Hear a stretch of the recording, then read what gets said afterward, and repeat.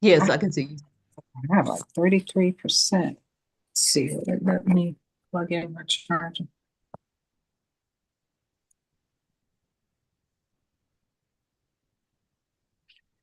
I'm trying to run it without it. You froze. Okay, so I want to end it. I just want to close it. No, that's not what I wanted to do. Okay. Okay. Why am I freezing? There you go. Okay. Something went wrong. Let me try this again Okay. because it deleted the video. Oh no, it's, it's still doing it. Okay. So will this let me, will it turn over? Nope, you're upside down. Okay. I'll have to unplug. Okay. We are here. We're set. How are you today? Pretty good. How about you? Good. I'm good. I'm good. Having all these technical opportunities. That's what I call technical. So what is our agenda for today? Uh, I guess can we try to go over both of them or Yeah, we can. Which you want to start with? I'll start with um the reflection. Okay, I'll have it I here. have to I didn't print it off. Can I share it or You is sure that can. okay? Yes, that's fine. Okay. Oh, glasses. You ever had your glasses so dirty? I'm like, ooh, can't see. Yeah, I just tried to clean mine. Ugh. I remember when I was young, my mother's glasses would get really, really dirty, and I didn't understand how she could even see. So I would take her glasses, and I took great pride in cleaning her glasses. Now, I I don't imagine they were as clean as I thought. I probably mostly smudged them, but You tried. but I tried. She seemed to get tickled each time, and I think she would sort of turn away and go away and clean them. Your glasses are dirty. Let me clean them, and I would do the, like I had seen TV. Oh, parents, what parents have to put up with. Okay. I have it in front of me, so I'm looking to the Oh, left and okay. okay. So what was the significant about your work with patients? Um, Another busy week, but it's all good. I enjoy being a pastor. I went to visit a couple that I have visited several times. They always tell me that they want to have me over for dinner because every pastor who has been through Well Springs has eaten at their house. After 6 years, they told me that it was my turn. They were dealing with some health challenges, so they took me out to eat. Despite the challenges they were facing, their warmth and hospitality remained unwavering. I know as a chaplain that I would not have that type of relationship with the care recipient. The work I do as a pastor is about building connection. So being asked to dinner is an honor. When I first arrived at this church, this woman nor her daughter seemed to like me. Her son and husband did. Over time, we have built a strong relationship. Even one of her daughters sent me a message on Facebook last year saying I was a good pastor and that I was doing a good job at the church. The other daughter hugged me last year and said, I love you, Pastor. Wow. Um, I know, right? Right. The the general assessment of my function. I generally enjoy listening to people's stories. There's a sense of connection that comes from hearing about their experiences. It reminds me of the importance of preserving our histories and cherishing the moments that shape our lives. Each visit with them adds another layer of my understanding of Wellsprings Springs United Methodist Church. It's significance to the community.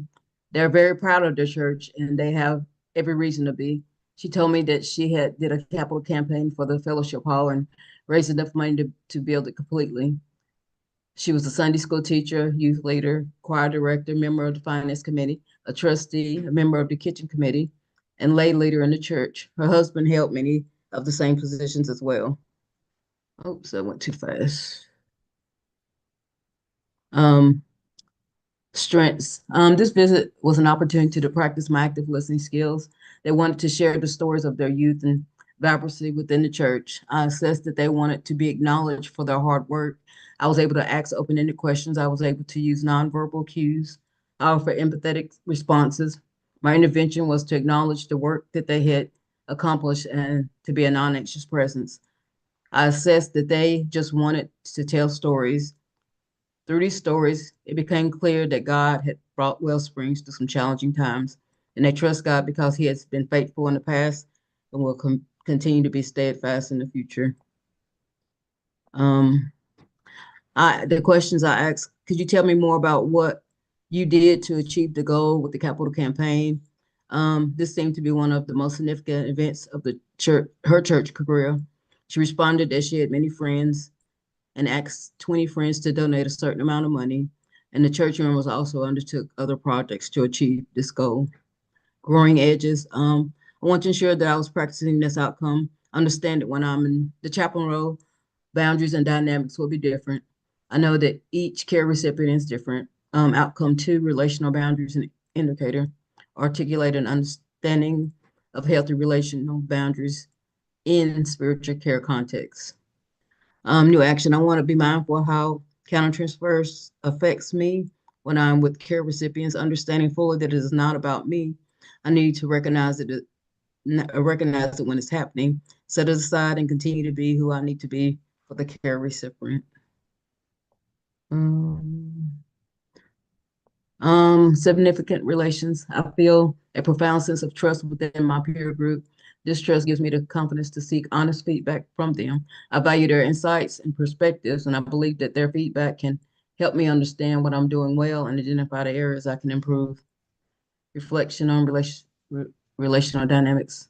The longer I'm engaged in clinical pastoral education, the more I recognize the profound importance of understanding my role within the therapeutic relationship. As a chaplain and spiritual caregiver, we encounter care recipients who, due to sickness, hospitalization, or crisis, often feel an overwhelming sense of powerlessness. In such vulnerable states, they may perceive that control lies outside of them rather than within them. Our primary role is to collaborate with the medical staff and offer unwavering support to care recipients. This collaboration is crucial in helping individuals recognize their agency and reclaim a sense of power empowerment. By collaborating, with the healthcare professionals, we ensure that the care recipients' comprehensive, holistic needs, physical, emotional, and spiritual, are met. To effectively support the care recipient is essential to conduct a thorough spiritual assessment. This involves discerning the individual's spiritual needs, resources, and struggles. By understanding these aspects, we can tailor our support to align with their unique context and beliefs. A well-conducted spiritual assessment serves as a foundation for meaningful, personalized spiritual care. New action. Ensure I'm being sensitive and listening twice as much as I speak. Remember to ask open-ended questions, hold the space for the care recipient, even when there is silence, which can allow them to continue thinking and saying what is on their mind. We are not in that space to fix anyone. We can't fix anyone. Significant learning events. Through my peers, I learned that when I I don't know, with my narrative, I'm making it about me. The visit and the care recipient has nothing to do with me. I'll interject within it. They are vulnerable in a vulnerable state and they need support. They don't need to hear my story. Um, Improving the quality of the pastoral care. I will continue to seek guidance from my educator and peers on this journey. I will continue to read new material that will support my work as a chaplain. Significant learning experience. I have learned that I'm doing good for Unit 2. I will need to continue improving my use of the feeling wheel, understanding my role, asking the right questions to the care recipient, and being aware of my countertransference. I need to make sure that I'm clear on what an assessment is and what interventions I am using. Um, Spiritual implications. The spiritual implication for my life is that I am my mother's daughter. My mom taught me a great deal about caregiving. By example, she cared for children in our community. They still talk about my mom not only feeding her 7 children when they came over, but she also fed them. I remember people dropping off their children, not even telling my mom. She would care for and feed them. My mom continues to pray and wonder how these people are doing today. I am caring just as she was. I love helping, and I love it when people can find their own way. If I saw children being neglected, I would make sure they had what they needed. I would do their hair. I would buy them clothes and invite them over. One lady, I never understood why she always dropped her daughter off for me to keep and would not come back for days, even weeks. Until one day, the father of the little girl kidnapped her and held her hostage at gunpoint and realized that she was in an abusive relationship. And she protected her daughter the best way she knew how by leaving her in my care. The care that I provide then is different from the care that I will provide for my patients. Theological reflections. I have felt since January that the events unfolding in the world are influencing the kind of care people are seeking. A couple of people have had doubts about whether God will save the world from the current events, and many others have reflected on how God has been with them through some terrible days and brought them through now. Anxiety has been high for most people, wondering if they will be able to feed their families or get medication when needed. I asked one of the people, "What is it that you hope God will do?" Hmm. She said, "Restore the government. We are too divided. The rich are becoming increasingly wealthy, while the poor are becoming increasingly impoverished. We remind each other of God's goodness and that His promise to take care of us. Isaiah 41:13. Um, for I love the Lord your God. For I, the Lord your God, hold your right hand. It is I who said to you, fear not, one who helps you through the stress of whatever it is going on in our lives or in the world at large. I realize that I need to be a non-anxious present for the people." Hmm. Oh, That's that very was a good, lot. though. Very good. I appreciate so much Thank of what you have in here and the powerful ways. You can stop share screening if you like. The powerful ways you. Okay. in which you are both claiming your growth, and this is a great reflection. So I want to highlight a few things in addition to that. Hmm. Um, Okay. the idea that they wanted to invite you over for dinner, and they have been consistent in their Hmm. hospitality. They've been warm. Um, I just think that's awesome because I know everybody in the church is not like that. So I'm glad you're Right. having that experience.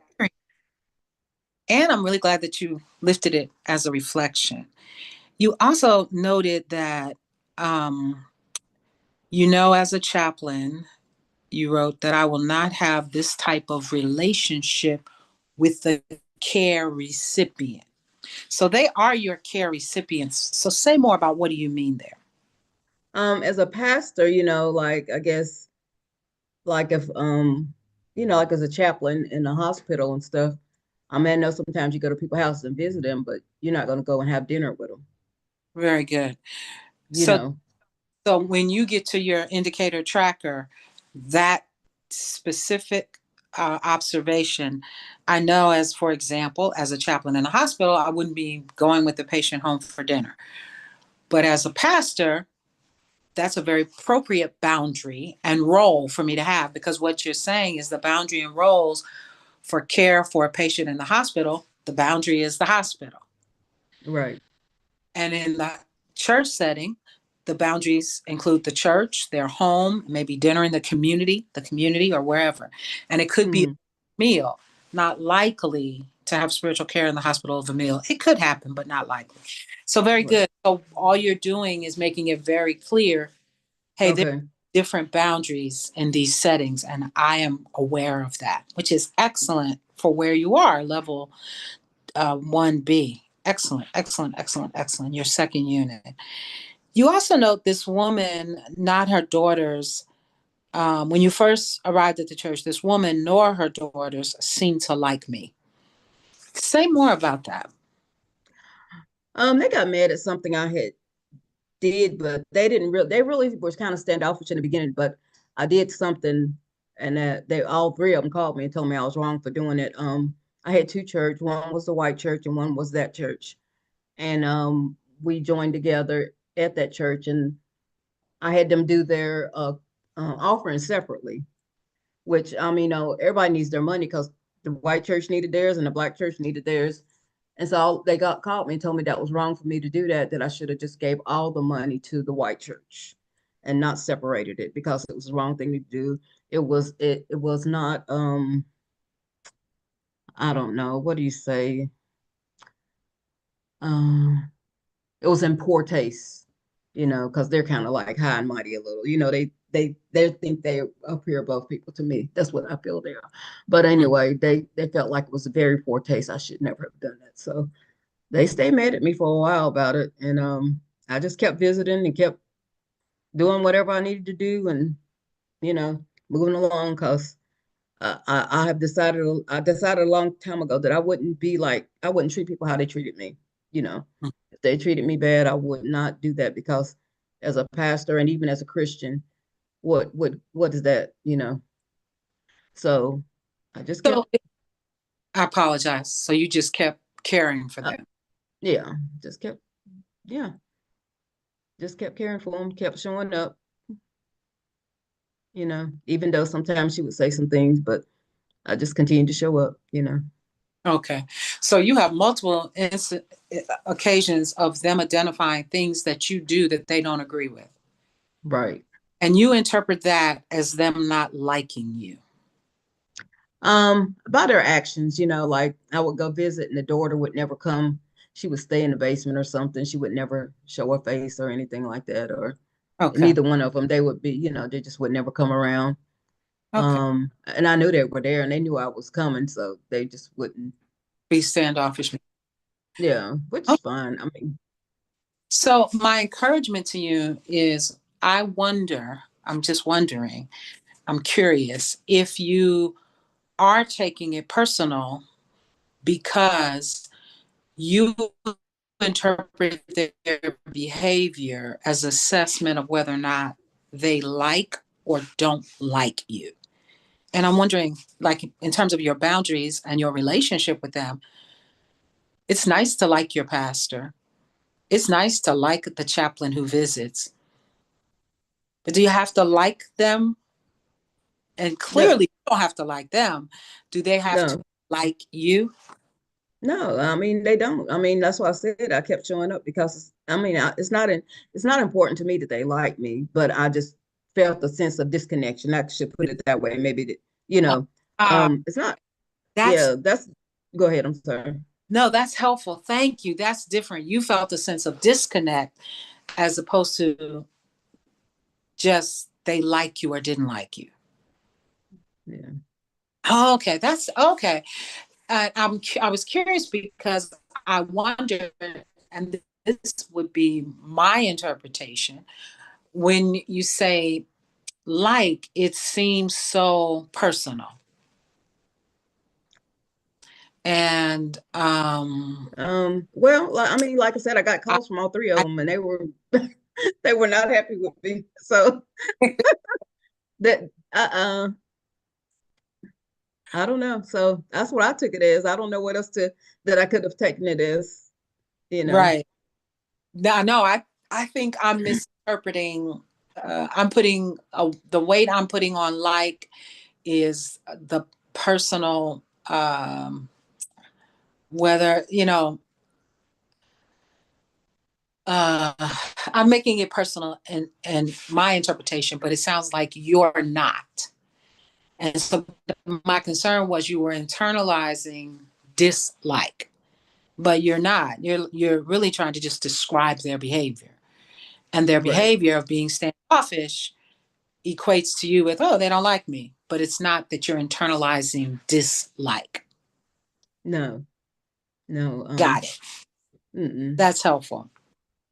So you go on to say they're very proud of their church and that they have a reason to be. Um, and those reasons include their presence in the community and all of that. Um, and you identify excellent what you're practicing in that moment such self-awareness. I'm going to practice my active listening. Powerful description of the ways you were engaged in active listening. That is excellent, excellent, excellent. And you say, I assess that they wanted to be acknowledged for their hard work. Excellent. Can you say more about what it means for someone to desire to be acknowledged for their work?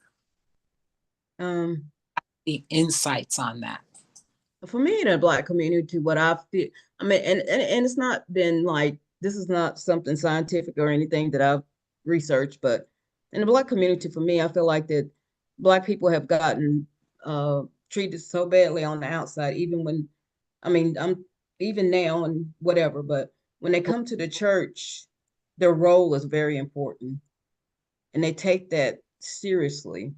Mm-hmm. And that's the place that they get recognized. Oh, I'm getting recognized because I raised, I forgot how much money, over $100,000 or whatever. Um, and it just is so important to them, and it means a lot for them and their identity because they are recognized. I'm the finance chair. You know, those. I mean, I've noticed every church I've been to, even my home church, even the church that you know my mom goes to. Those roles are very important for them because they don't get recognized on the outside, but they definitely are going to get recognized being in the church. They're going to get recognized for that role, and that role is very important to them. Very good. So, Lisa, that's a powerful insight, and it has social justice and ethical implications. Um, so, your assessment included they needed chaplain, I'm going to use some chaplain words. They needed validation. Mm-hmm. They needed a sense of validation of their self-worth. Mm-hmm. Their their identity affirmed, particularly because, as you said, on the outside, their identity Mm-hmm. is not affirmed. You might Right. even as far as to say, how might you describe the fact that their identity is not affirmed on the outside? You asking me that question? Yes, Or ma'am. okay. Like some of them have talked to me about being teachers and how they have not been recognized or been treated bad by the or get they get the worst kids, they get the kids with the physical element, you know, the disabilities and stuff like that. Not that they don't want to do that, but they just Right. felt like they were, you know, treated less than, you know, and they didn't get the same pay or they got treated differently, you know, and you know, a lot of people came out of that church with as teachers. I mean, they have a bunch of teachers in that church, and all of them have that same, you know, issue. Very good. So what you're identifying, they've been treated bad, they get the worst kids, and by that they mean the most challenging children Mm-hmm. are them instead of perhaps shared more equally with everyone. They Mm-hmm. treated less than, they get less pay. So I would just wonder if the dynamics they're describing are racism, or the dynamics they're describing are sexism, or some other institutionalized oppression, in addition to just this bad treatment, right? Some of them have says it's racism, but some of them have not said that. They didn't really claim that in the language. Just They bad. just Yeah. they just claim. So that's excellent. So whether it's the social justice issue, they identify the systemic oppression, or they identify the mistreatment or the ethical issue. They identify they're being getting less pay, they're being given more work to do and given fewer resources by which to do it. Just be all of those are social justice and ethical issues. And you're acknowledging that they um,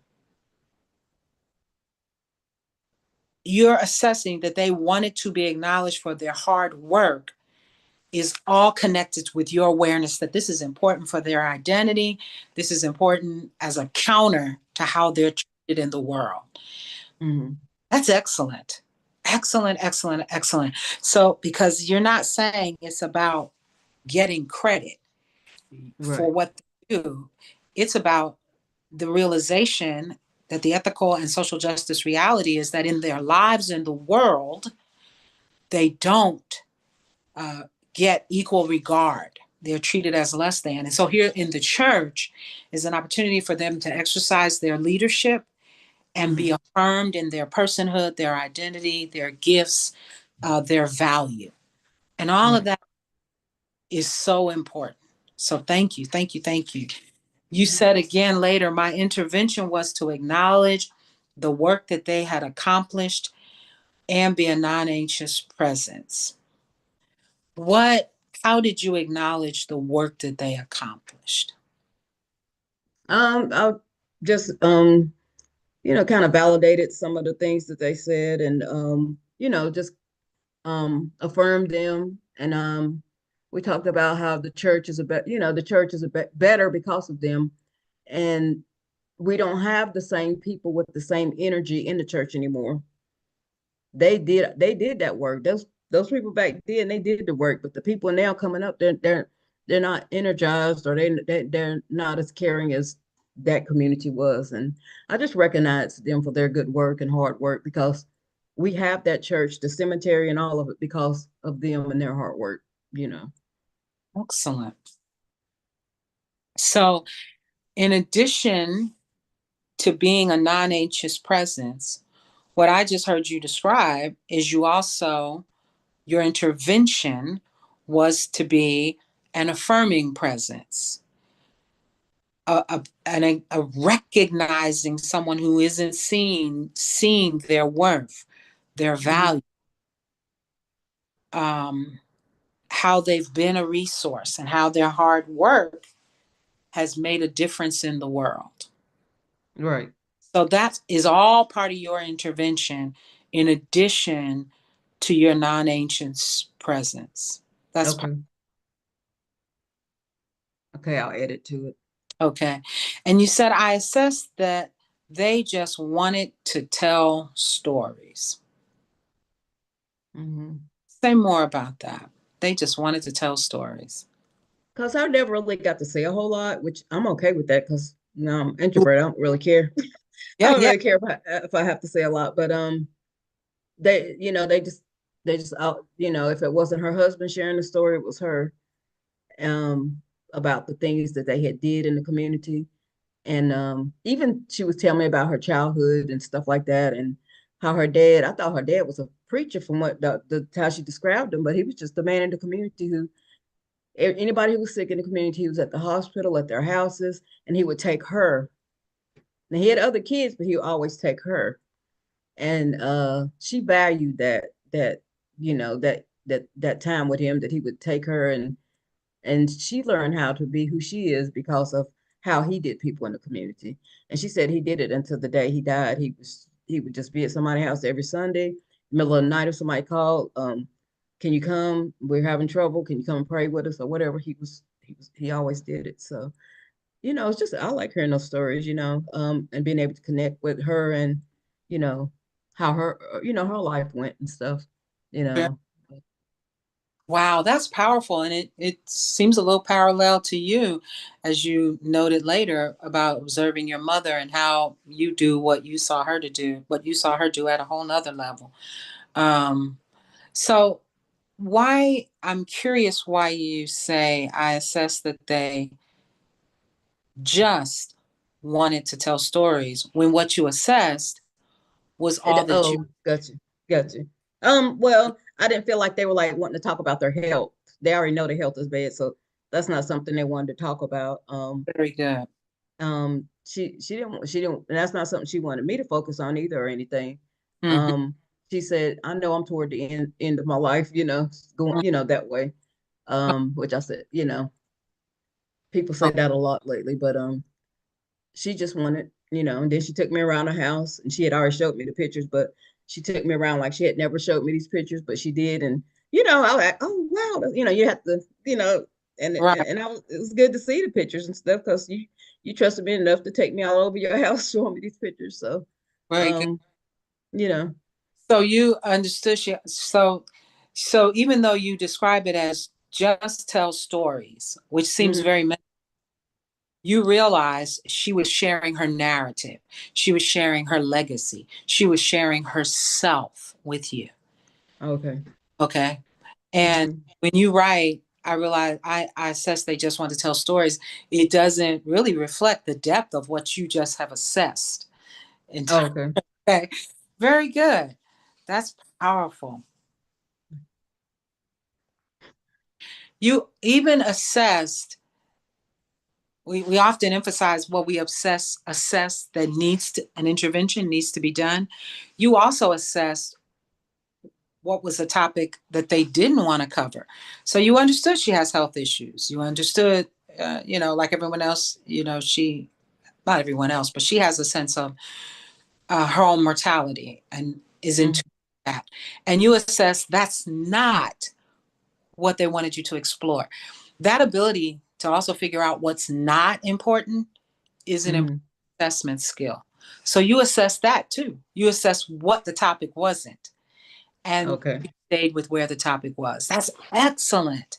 So your skills there are, your spiritual assessment skill is excellent. Thank you.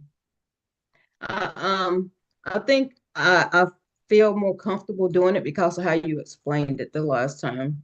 Mm-hmm. You know what the intervention is and what the assessment is. It just seemed like I never could.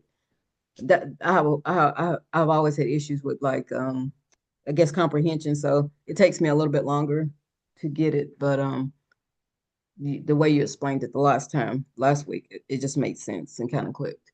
I'm so glad. And I want to try to connect something else here with this particular outcome, because you really have achieved it and are and moving to the next level. 1B10 says articulate an understanding of healthy relational boundaries in spiritual care context. All that you just described has some healthy relational boundaries. So, one, when you Okay. asked what wasn't the topic, you didn't push up against it and force her to go where she didn't want to go. Okay. You followed the patient. You didn't try to dictate because you didn't assess that it was a need to do that right then. Right. You, what other healthy relational boundaries can you now, thinking back, particularly given the way we've unpacked it, that you maintained? You, I'll give you another one. Um, oh man, can you still see me? Okay, it's saying Yeah, I low power. see. Mm. I'm saying low power, so I'm gonna plug in my phone and I'm gonna hold it. It'll be a little unsteady. I apologize, but I don't want to lose it. Okay, it's Okay. plugged in. So you described her showing you things she has shown you before. You Hmm. didn't, you maintained this boundary of appreciating them as if you were receiving it for the first time, Hmm. acknowledging trust in that. All those are relational boundaries that you are engaging. Okay. And even, well, you identify. Any more come to mind when you think about that? Um,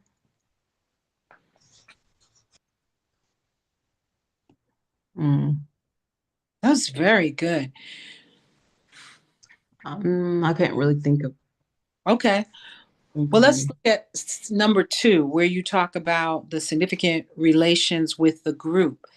There's a whole lot of boundaries that you are attending to in that. The trust and confidence that you receive from the group, and that enables you to seek honest feedback. It also enables you to give honest feedback. So there are boundaries in that. They're there, but we don't have to necessarily talk about it. We don't, there are ways that we don't engage one another. Hmm. We're maintaining our professional boundaries of the relational dynamics of our group. And I appreciate in that whole little paragraph there how you describe the impact of the boundaries on your learning. It's really Hmm. very good. Even in Reflect on Relational Dynamics, where you write, um, as chaplains and spiritual caregivers, we encounter care recipients who, due to sickness, hospitalization, or crisis, often feel an overwhelming sense of powerlessness. In such vulnerable states, they may perceive that control lies outside of themselves rather than within them. What does that say about our need to have boundaries? Your awareness that people are vulnerable, that they're Mm-hmm. powerless. And so you could bombard them in that vulnerable and powerless state, but instead you're assessing their powerlessness, their vulnerability, and you're engaging them with appropriate boundaries and appropriate professional behavior. It is kind of trauma informed care, and that you Okay. are aware of their vulnerabilities. And so with it, you're being attentive to not um, take advantage of their vulnerability, of their powerlessness. Does that make sense? Right. Mm-hmm. Our primary role is to collaborate with medical staff and offer unwavering support to care recipients. Um, I hope that happens for you. Well, I'm not saying that we do anything with the staff, but like if the care recipient is like, oh, I'm in pain, I need medicine, or maybe reach out to the, and say Right, something to the staff. But right. yeah, not I know that we don't have that kind of power or anything to do. Actually, you do. As an advocate, you can say to the patient, do you know how to push your call button and call your nurse and inform your nurse about pain? How can I support you? Because you're empowering Okay. them. How can I support Okay. you in getting what you need for pain? And then sometimes they're like, no, I can't. And so you say, well, let me get your nurse. I can do that. Okay. You Okay. have a need and you're being a resource. So no, you're fine. Or even if you walk in the room and you observe that the patient is sliding out of the bed, obviously you may do what you can do to stop them, but you are not then going to put them back in that bed. You're going to contact that nurse. This is a fall issue, and you're going to advocate, right? Very Right. good. No, you're Right. good. I only said it because I know you're not in that role yet, but I love how you're imagining it as you're thinking about this indicator. That's excellent. I love listening twice as much as I speak. That's powerful. I need to learn to do that. And then you said, I learned that when I interject with my narrative, I'm making it about me. And the visit has nothing to do with me. So I want to push back on that a little bit. Mm-hmm. When you interject with your narrative, is it only always making it about you? Um, Maybe sometimes it's of maybe letting the recipient know that they're not the only one going through that, we all I guess maybe have some issues. Mm-hmm. I but sometimes I don't, but I feel like I'll be taking my eyes off, they'll take their eyes off themselves and put it on me if I say, something about myself. So I'm trying to be more careful about that and more, intentional about just keeping the focus on them, because Yeah. I feel like it can get out of control. You know what I mean? Then they start feeling sorry for me. Well, are you taking care of your, what's going on with you? No, I don't want that. Right. So Excellent. Excellent. So that's part of your awareness. And that is part of the next level of figuring out, hey, when is it appropriate, or when isn't? When is sharing my narrative taking the focus off of them, and when is sharing my narrative doing something else? So earlier, I noted my glasses were really dirty, and then I shared a quick personal story about being a kid cleaning my mother's glasses, but realizing I probably wasn't really cleaning them. And we laughed. I'm not in that moment making our interaction about me. I'm intentionally sharing some of my narrative as I'm forming relationship with you okay. and connect with you. And so I talked a long time ago about how I work on not always focusing on task, but Mm. also building relationship. And so that's a moment sharing a little narrative. We share a laugh, you identify with it, and we feel a little bit more connected. Right. Yeah, and so you're working to have that balance when you're in your visits. That's excellent. You're right where you should be. So I so agree with you when you say I'm doing good for unit 2. You're doing real, real good. Thank you. Excellent, excellent, excellent. And you are clear on your assessment and intervention, and it's going to make going to the next level that much easier because you are clear on it. Very good. We already talked about the parallel between your mom and what your mom taught you by example as a caregiver and how you embody that, and you're realizing that also for your care recipient in this reflection. Excellent, excellent, excellent. Um, that's powerful, and I appreciated the theological reflection as well. That's really good. Very good, very good, very good, very good. Any other comments or thoughts that you have? Just a juicy reflection. Um, just where I see like where my mom and I and myself take care of other people. I had to learn as an adult, maybe the last 10 years just to, you know, back that up, because I used to take care of a lot of kids and stuff like that, but as adults, you can help people only so much, and they have to be able to stand and do their own thing. So I've definitely learned that in over the last few years that, Yeah. you know, I had to step, I don't know, it was too much ingrained in me to help, too much. It was overwhelming and kind of overpowering my life, So And you're. even when I had my son, that people, I'm sorry, Mhm. when I got pregnant and people were like, who's gonna take care of our kids now? It's not like, congratulations, whatever, who's gonna take care of it was all about them, and they didn't care, no, and none of them nobody ever gave me the same thing that I gave them for their kids, ever. Wow. Um, and so that's why I continue to be that presence for other people, because I longed for it, but I never received it. Mm, But I continue to be that person. So, for but others. yeah, yeah. But Wow. How do you feel about that? That you longed for it and you never received it? um, I guess what gave me peace was just continuing to do. Because one time my father told me, he said, "Don't worry about what other people do. You just do what God has asked you to do. You're not responsible for what they don't do or do. You're responsible for what God has asked you to do." So that has helped carry me as well. So I just continue to do what God has asked me to do. Did sometimes it make me angry, of course, but I had to work through that. And then this woman says one time, she said, "Who asked you to do it anyway?" You know what I mean? Because sometimes we don't, nobody asks us to do stuff, we just do it. So that Mm-hmm. kind of like, nobody asked me to do that. So if I get my feelings hurt, that's on me, Wow. Yeah. you know? Except it sounds like God asked you to do it.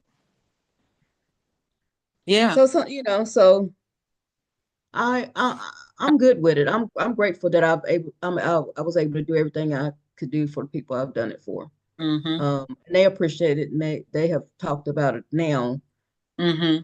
over the years. We really appreciate you, and I still do for people. People who don't have groceries, I'll use my Target card and send groceries to their house or whatever. But it's just, I'm still gonna be me. I'm still Yeah. gonna do. That's just who I am until the day I die. I'm just gonna do Yeah. those. You know.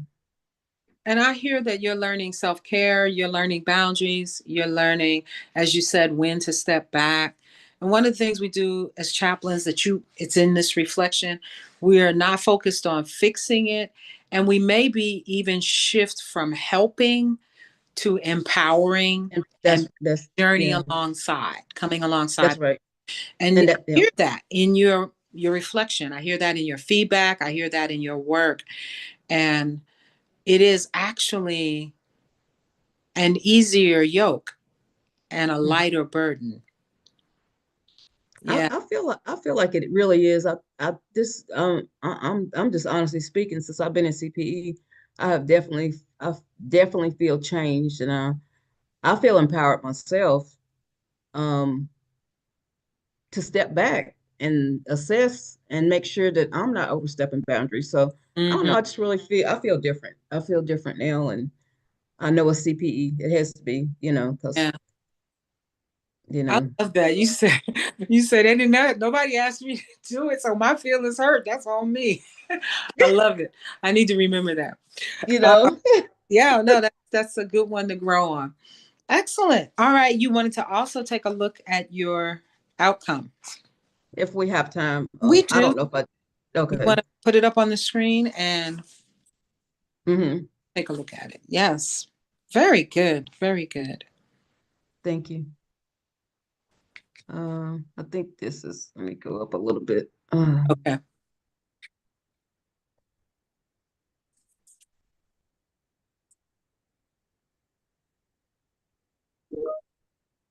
What's wrong with this computer? Oh, come on. Okay. I think this is where we at, 4 or 5. The Yes. narrative history indicator, articulate awareness. Okay. I'm a mentor at both the middle school and high school, and next week, which is this week, will be my last chance to see some of the students as they are seniors. I feel as if every kid is mine and that I come in contact with. That is who I am, and that is how I treat the children in my community and at church. And some of the situations are heartbreaking. Um, and I do have a lot of counter transference there. But I know in those moments that I'm only the mentor, I often reflect on how my teachers felt me, and I realize that I'm not my mentee. I remember that even though I didn't receive the care I needed, I managed to survive. God brought me through, and I pray that He will also guide them because there is hope. So I don't think I did this right, but I would like some input on that. On Okay. So the outcome that you're covering is an awareness of how your personal lived experience intersects your narrative history intersects with, in this case, the children. So hmm what I feel and what you've shared is you have some counter transference because you see yourself in the children, hmm right? My question would be, how does seeing yourself in them impact or inform or direct the way you provide them spiritual care? um so I guess was it yesterday? Yeah, yesterday was the day that I saw the kids, and they were all high school students, and I have one. He's just he's my first one for the morning, and he just the heaviness of his life. I don't know. I just feel people's pain so much, but the heaviness was just there, and and his grades are like, oh, he had a 1.1 grade point average. Wow. Um, Is he going to graduate? he's only in this one actually is only in the ninth grade. I had a Okay. mixed group, but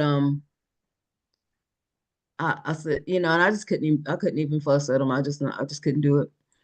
I was like, just continue to do the best you can. And, I know he's getting ready to move because a tree fell on his house during Helene. So they're moving to another county. I won't see him next year.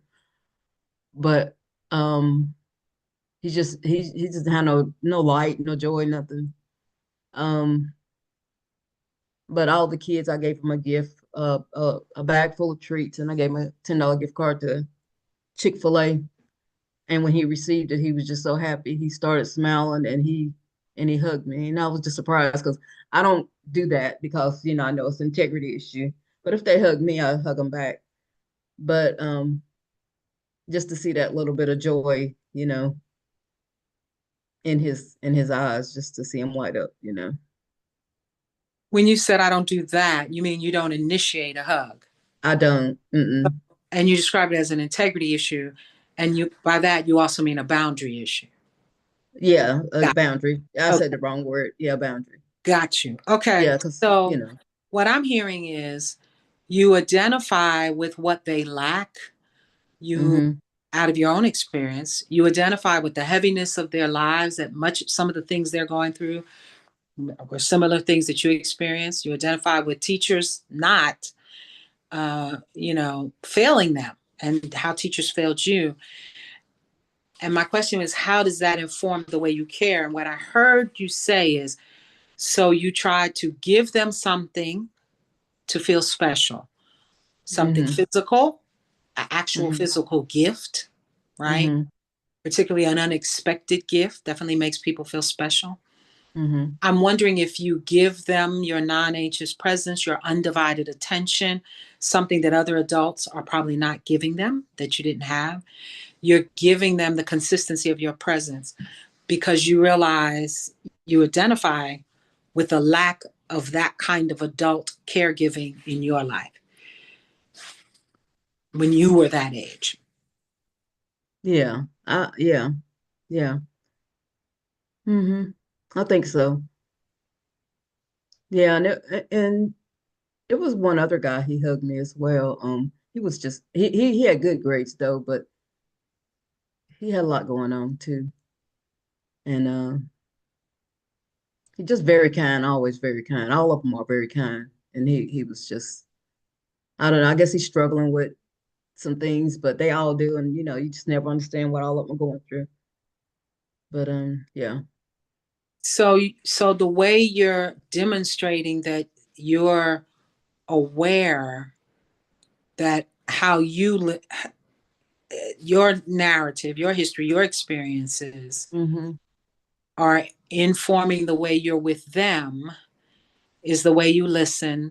The fact that you're there in the first place, uh, that you have empathy, not pity for Mm-hmm. what they're going through.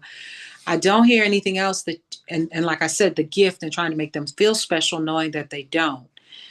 And the type of gift, giving them something that's a treat, something they don't need, but then also something else that you know they need, because I think you have a hunch that there's food scarcity and you're Yeah. responding to that. You're not trying to fix it, but you're giving what you chose to give is informed by that out of your own experience. Hey, there's some food scarcity here. Right. Okay. Right. So that's what I would bring out that allows Okay. you to demonstrate this indicator. Is that helpful? Yeah. Okay. So Thank That's what helpful. Yeah. yes. So what you have here doesn't have that part. So just make that connection. Uh, Okay. I didn't receive the care I needed. And I'm clear part of the reason I care the way I do Mm-hmm. because I know the ache of not getting that care. Mm. You prayed for them. You don't know if the other people pray for or not, but you pray for them. That's That right. God's going to guide them and keep them, and you believe that God will. That also comes out of your experience. Very good. Okay. Excellent. Yeah. Excellent. So if you add those things, it makes the connection between how your lived experience is showing up here. The other example where you knocked this out of the park was when you talked about you saw what was happening with those children and the way you interacted with those children at the store Oh was yeah. totally informed by what happened to you in similar situations. Very good. Is there another one? I think it is one more. Let me.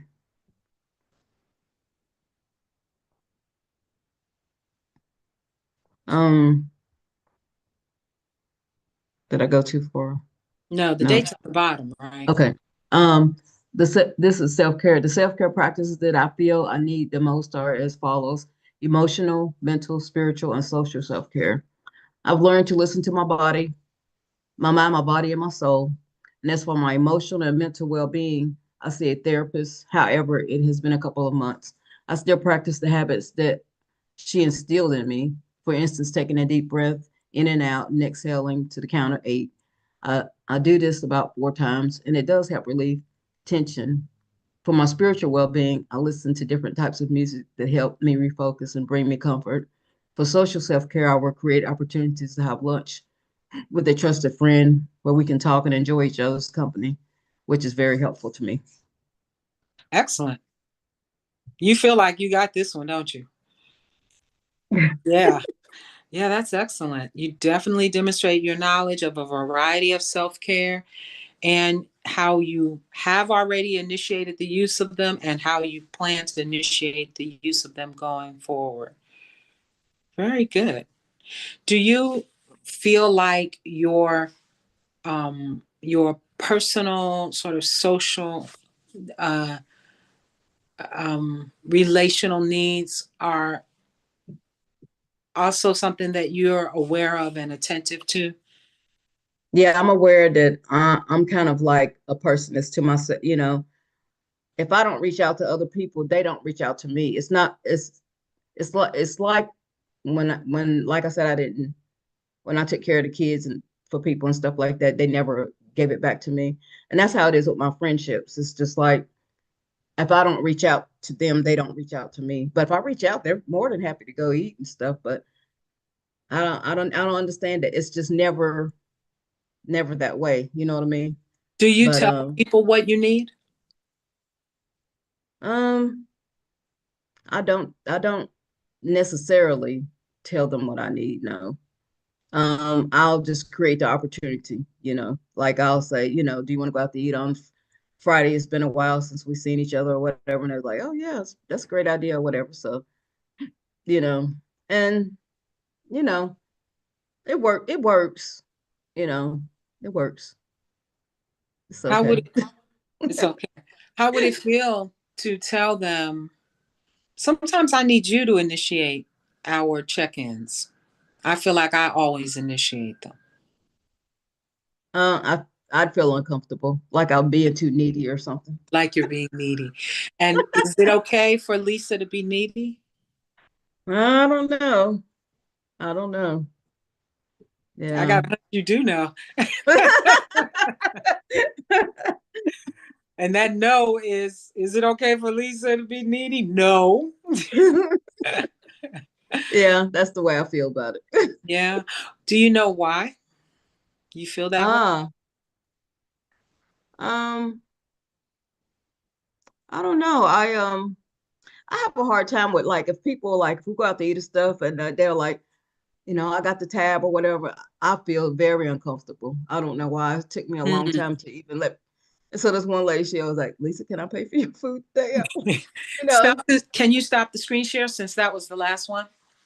Oh, I'm still. That's right. Sorry. Or is there another one? No, no, no. That's it. Okay. Mm-mm. Oh, I find that powerful. Wow. oh, I didn't do it. Oh, Oh, you just clicked on the document itself. okay. I'm glad Yeah. you saved. Um, so she says, Lisa, can I pay for your food? Her demonstrating care for you. And you're like,